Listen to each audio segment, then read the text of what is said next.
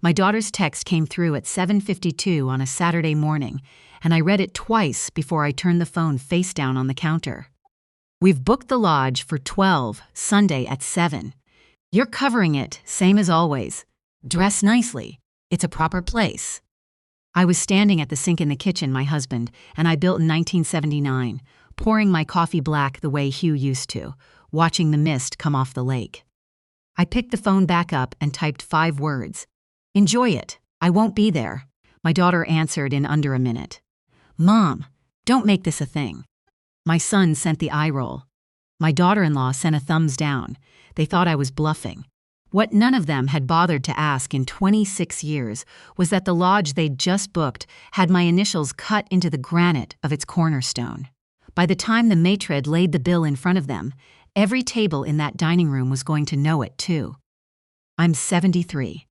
My name is Ailsa MacRae, and I want to tell you about the Sunday I stopped translating myself for people who had decided long ago not to read me. Let me start 8 months before that text, because that's really where it began. Last September, in the produce section of the Sobeys in Bracebridge, my left arm went cold and the floor tilted under me like the deck of a boat. I came to on the linoleum with a young stock clerk holding my hand and a manager on the phone to 911. 3 days in Huntsville District Memorial. A mild heart attack, the kind they tell you is a warning shot. I didn't phone my daughter. I didn't phone my son. I lay there in a gown with snowflakes on it and watched the maples turning outside the window, and I thought, nobody knows I'm here, and the strange thing was how little surprise there was in the thought. On the 3rd morning, my cardiologist came in. Dr. Santu, a calm woman about half my age. She went through the numbers, the medication, the diet, the walking. Then she pulled the chair over and sat instead of standing, which I've learned is the thing doctors do right before they say the thing they actually came to say. Can I ask you something that has nothing to do with your heart? She said. I said she could. I read your intake. You raised 2 children. You've got 3 grandchildren. You were married 43 years. And under occupation, it just says retired. She paused. Retired from what? I told her I used to be in the building trade. She looked at me for a second too long. Who looks after you, Mrs. MacRae? I didn't have an answer ready, so I looked at the maple instead. She stood up and buttoned her coat. I'm not your minister, she said. I'm your cardiologist. But the body keeps the bill even when the mouth never sends it. So I'll ask you the real question, and you don't have to answer me. You just have to answer it sometime. When did you last let someone build something for you? I drove myself home that afternoon. I made a poached egg on toast and ate it at the table where I'd eaten alone since Hugh died, and I didn't tell a soul I'd been in the hospital. My son found out 2 months later when a colleague at his clinic recognized my name on a chart and mentioned it in the break room. He called once. I said I hadn't wanted to worry anyone. He said, "You should have told me, Mom," in the voice you use when you're already thinking about something else. And he didn't call again until he needed the dinner confirmed. Here is what my children believe about me, and here is what is true. And the gap between those 2 things is the whole story. They believe their father built things. That MacRae and Hale, the architecture practice with the corner office in Toronto and the awards on the wall, was Hugh's firm, and that I helped, the way a wife helps.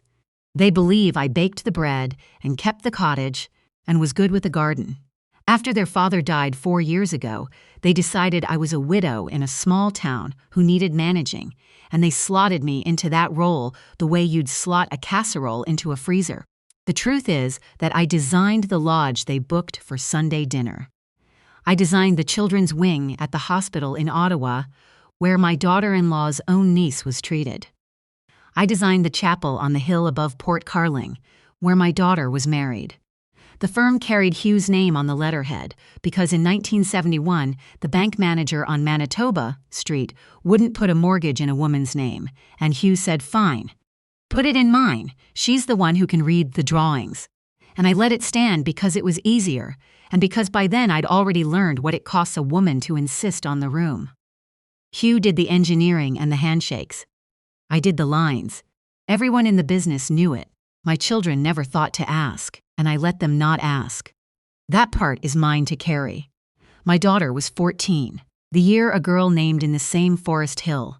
Said as my daughter-in-law now runs in, came back to our cottage and said, loud enough in the school hall the next Monday for everyone to hear, that my daughter's mother builds sheds for rich people up north. My daughter cried in the upstairs bathroom for the better part of an hour, and I stood on the other side of the door with my hand flat against the wood. And instead of telling her that the woman who built sheds had her drawings hanging in the National Gallery, I told her to wash her face and come down for supper. I decided her dignity was worth more than mine. I went quiet about my work at home so she'd never have to be ashamed of it again. By the time she was at Queen's, she was telling her roommates I was in real estate, sort of. By her wedding, she'd stopped explaining me at all. I gave her the right to invent herself. I'm only now understanding that the right was a gift, and that a gift you never name gets mistaken for nothing. So, September, I had the heart attack. By October, I'd done the math Dr. Sandhu sent me home to do, and the math didn't balance. Last Mother's Day, I paid $4,200 for a dinner where my son spent the whole meal on his phone managing a fantasy hockey trade.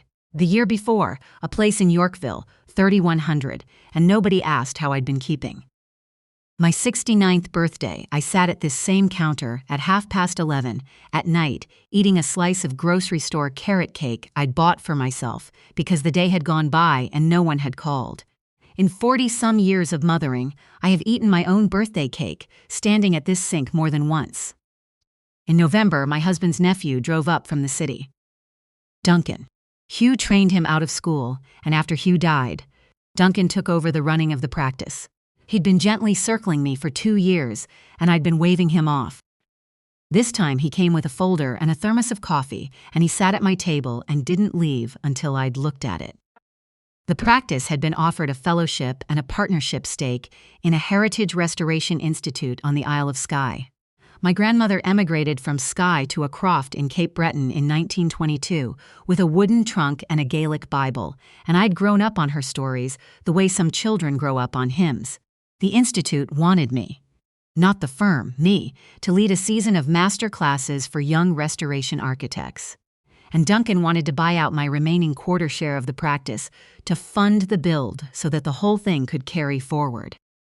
There's something else, he said, turning his coffee cup in a slow circle the way Hugh used to. The Rye Ice giving you the gold medal this spring. The gold medal, Ailsa. The press release goes out the second week of May. I've known for a month.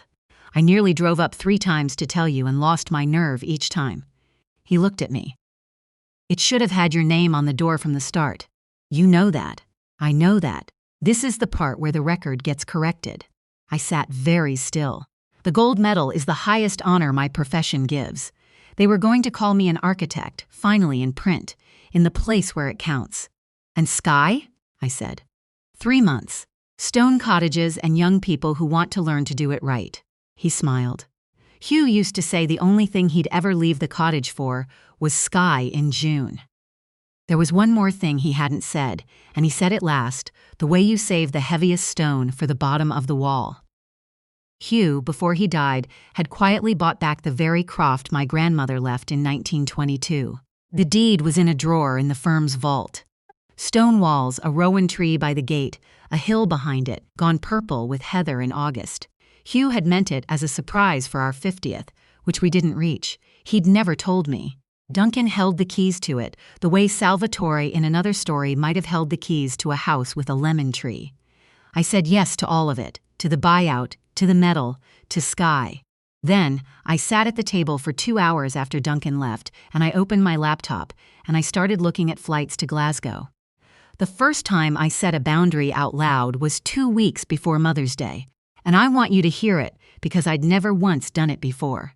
My daughter drove up on a Wednesday evening, alone, in a charcoal suit, and she scrolled her phone with one hand and ate the osso buco I'd made with the other. 3 bites in before she set the fork down and leaned forward with the soft face she puts on when she's about to ask for money. "Mom, quick thing," she said. "We need to redo the kitchen before we list the house, and the contractor wants $30 up front. Could you float us? You're not exactly spending it up here." I looked at her for a long moment. I refilled her wine, and for the first time in my life I said, "No, I don't think I will." She blinked like I'd spoken Gaelic. "What?" I said, "No, dear. I've decided I'm done floating things. You'll figure it out. You always do." My voice didn't shake. I'd practiced it in the truck on the way back from the cemetery. She left at 9:30 without finishing the wine. She kissed my cheek and didn't look at my face, and she didn't see the suitcase already packed in the spare room, the one I'd been filling for a week. If you've ever done that math and watched it not balance, the years you hosted and funded and drove and waited, just leave one word down below. Just the word math. I'll read every single one. Now let me tell you about my grandson, because he's the reason any of this has a tender part at all. Finn, 16, my son's boy, 6 foot already, and quiet in the way that gets mistaken for sullen. He came up on the March break while his parents were at a conference in Florida. My daughter-in-law texted me, "He'll be on his phone the whole time anyway. Just feed him." He arrived on a Friday with a duffel bag and earbuds in, and on the Saturday morning while I was at the hardware store, he went up into the loft. I knew because the dust on the ladder was disturbed and the wool blanket I keep folded on the top rung was moved. He'd found the cedar chest. Inside it, my grandmother's Croft photographs, a roll of my original drawings for the lodge, a stack of magazine clippings, and the one black and white photo of me at the Governor General's reception in 1991, 28 years old, shaking hands with the Governor General. The year my first major commission opened. A photographer from a Toronto paper catching it, signed across the bottom in fountain pen. He sat up there for 20-some minutes. He didn't say a word when he came down, and he didn't film it, which for a boy with 40,000 followers is its own kind of telling. He wrote one line in his phone that I'd only read much later. "Don't post the bit about Grandma." The next morning I made blueberry pancakes and set the warm syrup between us, and he watched my hands the whole time the way Hugh used to. "Grandma," he said, "did you ever build anything famous?" I cut a small triangle of pancake, a few things here and there. "Like what?" "You wouldn't know them, love." He looked at me then, and his eyes are his grandfather's eyes, dark and still. "I think I might, actually." We sat in silence for 2 whole seconds. Then I poured him more syrup, and the moment closed like water over a stone, and his mother picked him up at 11, on her phone the entire visit. But that night, alone in his room in the city, he wrote a second line I wouldn't see for weeks. "Grandma is somebody." It was the first time in 26 years that anyone in my family had written that sentence about me, and the boy who wrote it was the only one who'd ever thought to ask. 3 weeks before Mother's Day, sorting Hugh's office for the move, I found the letter.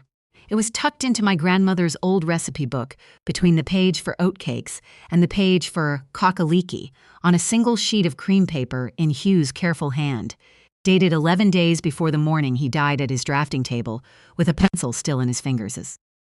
"My Ailsa," it began. "If you're reading this, I went first, and I hope it was quick. Listen to me now. The children are grown and they've forgotten who you are, if they ever let themselves know. Don't spend another decade waiting for them to remember. Go to Skye. Duncan has the keys to the Croft. It's yours. It always was. Wear the apron your mother sent you, the red one, and don't you dare apologize for taking up the room. I'll see you at the table. Yours, H. the Red Apron." My mother stitched it for me in 1973, the week we opened the first office, my initials in cream thread at the chest and a card in the pocket in her slanted hand.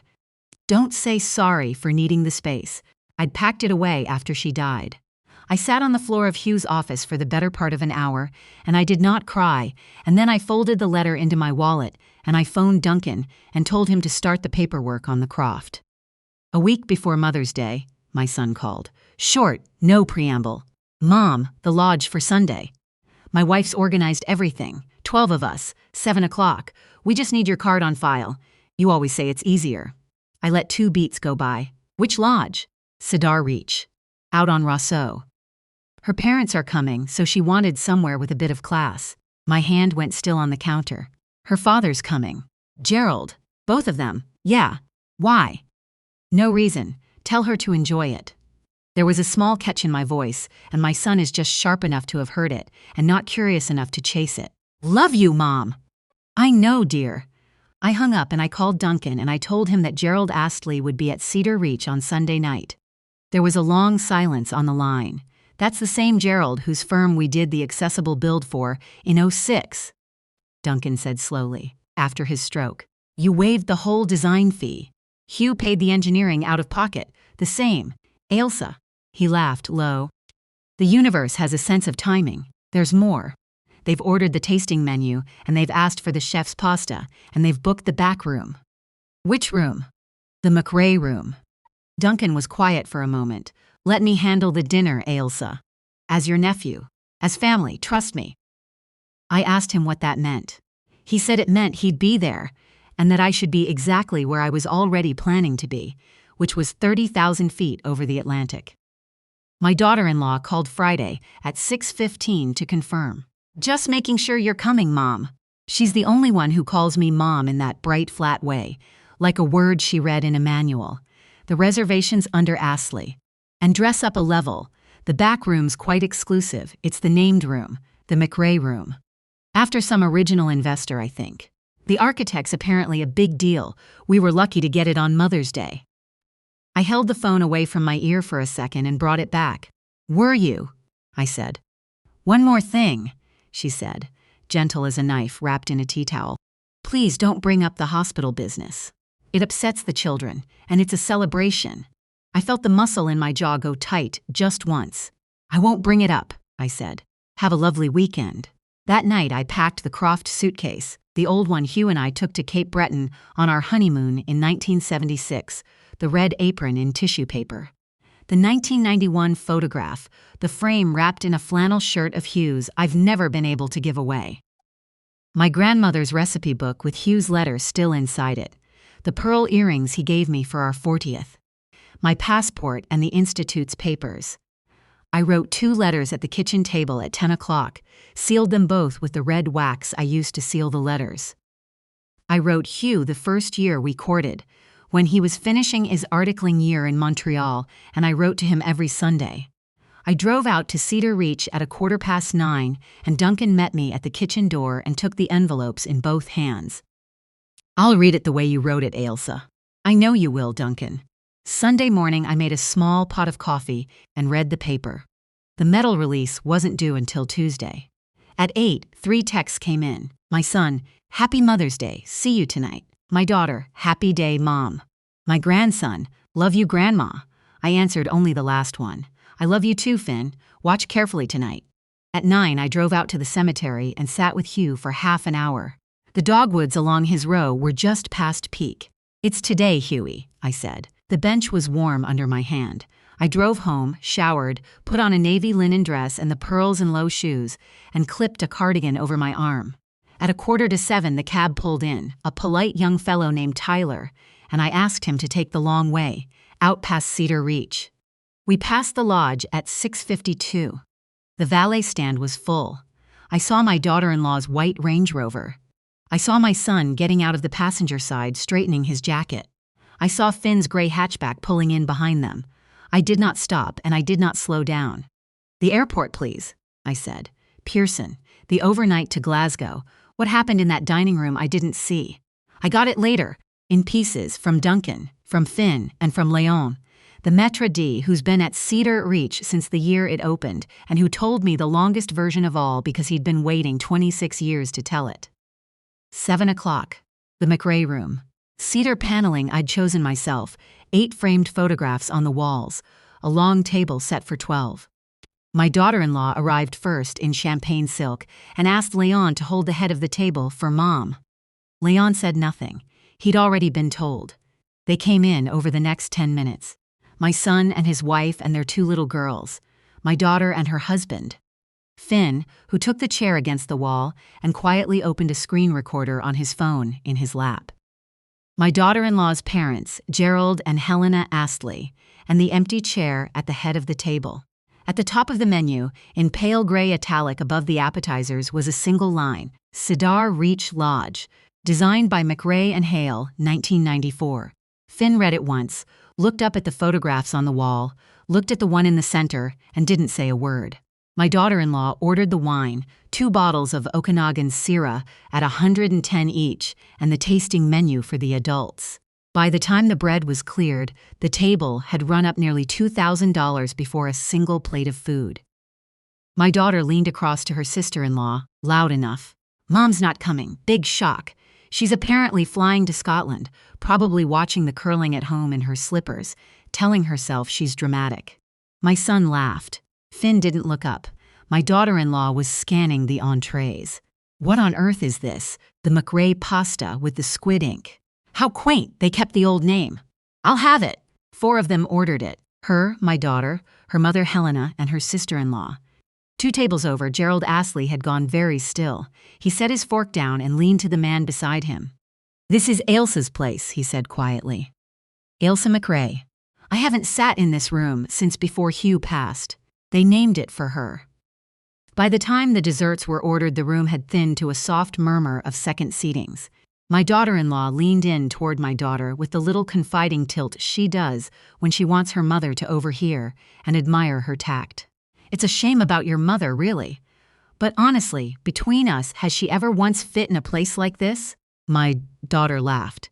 "Not really. She wore the wrong shoes to my brother's convocation. Bless her." Helena Astley lifted her hand a small distance off the cloth. "Sloane, dear." But my daughter-in-law was already laughing at her own next line, the one she'd used at brunch the day before, the one she'd been using for 8 years without ever once hearing herself. "Mom, you've never even eaten somewhere this nice." She said it like a punchline to an empty chair, and my grandson stood up. He walked across the room to the center of the south wall and stopped in front of the black and white photograph and read the small brass caption under it, quietly, to himself. Then he came back and sat down. His little cousin, the 8-year-old, pointed at the wall. "Daddy, who's the lady in that picture?" My son glanced over. "No idea, sweetheart. Some old designer. Probably that's Grandma," Finn said before he decided to. "With the Governor General, 1991. She built this whole place." 4 seconds of complete silence. And then the kitchen door opened, and Leon came across the room with a leather folio in his 2 hands. He set it down at my daughter-in-law's place. "Mrs. Astley, your bill and a letter." Her hand stopped halfway to her wine. "A letter, per Mrs. MacRae's instructions." She opened the folio. $3,240 and change. And at the bottom, in plain printed type, "Card on file removed at customer's request, May 10th. Her mouth opened. The color went out of her face by a shade. "That's a mistake," she said. Leon, who has set down 12,000 dinners and waited a quarter century for this one, said, "It is not, ma'am." My son reached for the folio. "Leon, where's my mother?" "En route to Glasgow, sir. She left for the airport at 6:45. Her instructions are in the second envelope, and I've been asked to read it aloud, with Mr. MacRae's permission. Who was good enough to be here tonight." My daughter went sharp. "Read it aloud? Here, here," Leon said. "At this table." The kitchen door opened a second time. The murmur in the main room died away, table by table. Gerald Astley set his coffee cup down, very precisely on its saucer. An elderly woman at the next table folded her napkin and laid her hands flat on the cloth on either side of it. The room was listening. Leon broke the wax seal with his thumb. He'd practiced it once in the kitchen with Duncan that afternoon, and his voice came out calm and carrying. "My children," he read, "and the people you've chosen to bring tonight, I love you. I have loved you for 46 and 43 years. Tonight you booked a table in a room that carries my name. You ordered a dish my husband put on the menu in my honor the winter we opened. You're sitting in chairs Hugh refinished by hand in 1995, drinking from glasses I chose on a buying trip to Stratford in 1998. My daughter-in-law's hand had gone up to her own face. The photograph on the south wall is me. At 28, the year my first building opened, the year I was told by 3 separate men that the drawings couldn't possibly be mine. They were mine. This whole lodge is mine. I designed the wing of the Children's Hospital in Ottawa, where your niece was treated last spring, and I never once mentioned it, because by then I'd taught all of you that my work was something to be embarrassed by, and you'd learned the lesson better than I ever wanted you to. My daughter's shoulders had dropped half an inch. I'm on a plane to Scotland, where I've been asked to teach for 3 months at a restoration institute on the island my grandmother left in 1922. I'm also, as of this past week, the recipient of the Royal Architectural Institute of Canada's Gold Medal, the highest honor my profession gives. The announcement is Tuesday. The bill is yours. The card has been removed. I won't be paying it. Leon's voice softened by a single degree. Your father asked me, in a letter I found 3 weeks ago, to wear my mother's apron and to stop apologizing for the room I take up. I'm wearing it. Find me when you're ready to know who I am. Mom! He folded the letter and set it gently on the cloth beside the untouched plate of pasta. The room did not move. Then the kitchen door opened a third time, and Duncan came out in shirt sleeves and crossed the floor and stopped at the head of the table by the empty chair. Excuse me, he said. I'm Duncan MacRae. I'm a partner in the practice that designed this building, and I'm Hugh MacRae's nephew. He looked at my son. Which would make you my cousin. My son didn't breathe. This room is named for the woman who drew every line of this lodge in 1994. She owned a quarter of the practice until Friday when she sold it to me. Every dollar of that sale is going into a scholarship in my uncle's name for young architects who can't otherwise afford the schooling, which she's been quietly funding for 5 years already, on her own, without telling any of you. He let it sit in the air.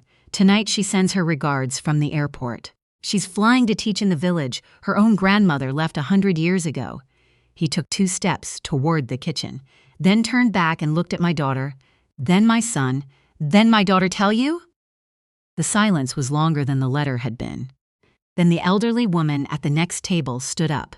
I learned afterward she was a retired judge who'd had her own retirement dinner in that room in 2003.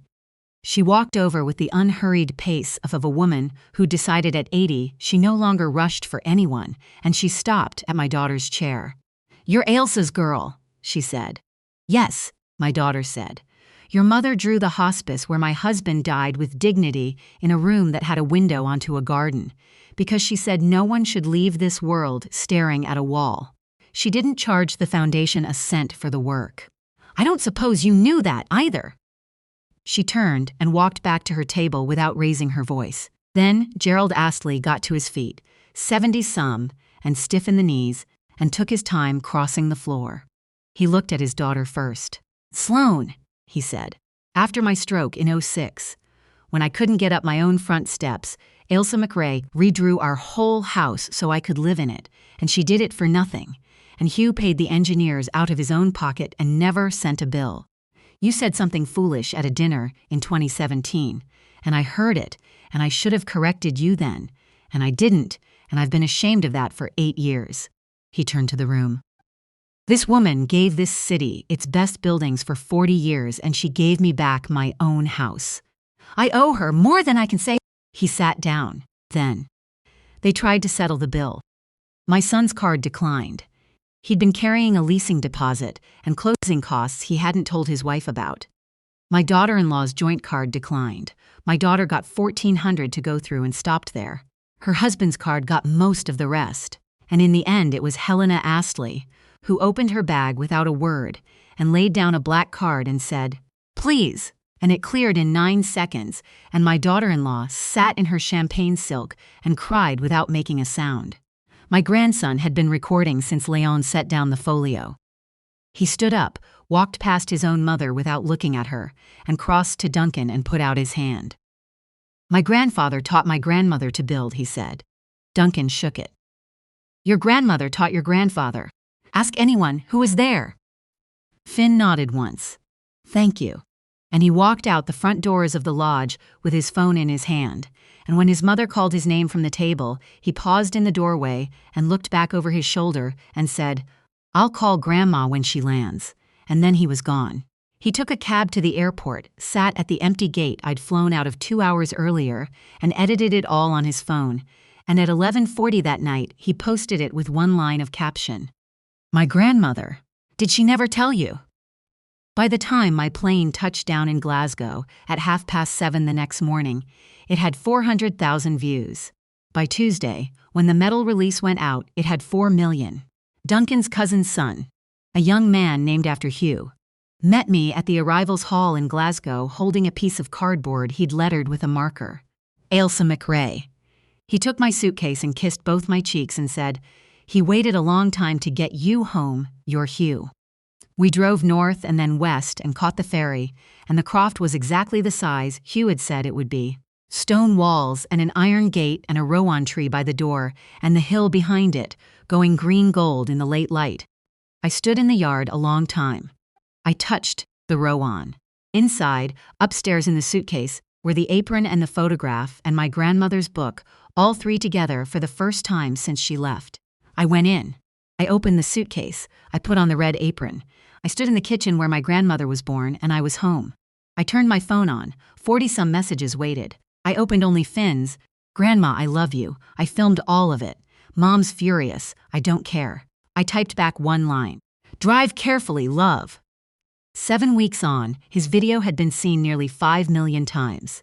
A national paper ran a long feature called "The Architect Her Own Family Never Knew." The gold medal was conferred in the spring as promised. My daughter's firm lost 2 anchor clients inside a month, one of them connected to the medal jury, and her name came off a national shortlist she'd chased for 2 years.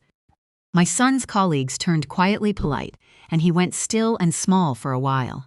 My daughter-in-law filed for counseling in June to protect the marriage, and lost her seat on the hospital gala board when the chair tabled the motion and the vote went 11-2. Gerald Astley wrote to me on cream paper and mailed it to Skye, asking if he might visit. I wrote back 3 weeks later, "Come in October, and bring Finn if he'll come." Finn enrolled in the architecture stream at the college in Toronto that fall. I paid the tuition directly. His mother didn't speak to him for 6 months. He moved into the cottage on the lake until his term started, and on his first day, Duncan sent him a drafting set that had been Hugh's. I taught my 3 months on Skye and wore my mother's apron every day, and the students from a dozen countries called me. In the Gaelic, a word that means aunt. In late July, I wrote 3 short letters and posted them home, one to my daughter, one to my son, one to my daughter-in-law, each a single line. "You're welcome at Cedar Reach any weekday, as paying guests." My daughter didn't answer. My son wrote twice. I read both letters and didn't write back. My daughter-in-law said nothing at all. Finn came for the whole of August, and we walked the hill behind the croft most evenings, and he asked me 100 questions, and I answered every one of them. I'm 73. I spent 46 of those years making myself small enough to be carried in my children's pockets, and the truth I missed the entire time is that I was never small, and they were never carrying me. The day a woman stops translating herself for the people who refuse to read her is the day she finally gets to be herself again. The croft has a rowan tree. My name is cut in granite where they can't unwrite it. The rest of them will find me, or they won't. That's my story. 1 lodge, 1 apron, 1 letter read aloud in a quiet room. If it reminded you that your own name was carved somewhere before you let yourself forget it, take that as your sign. Leave me a word below. Tell me you were here, and I'll see you next time.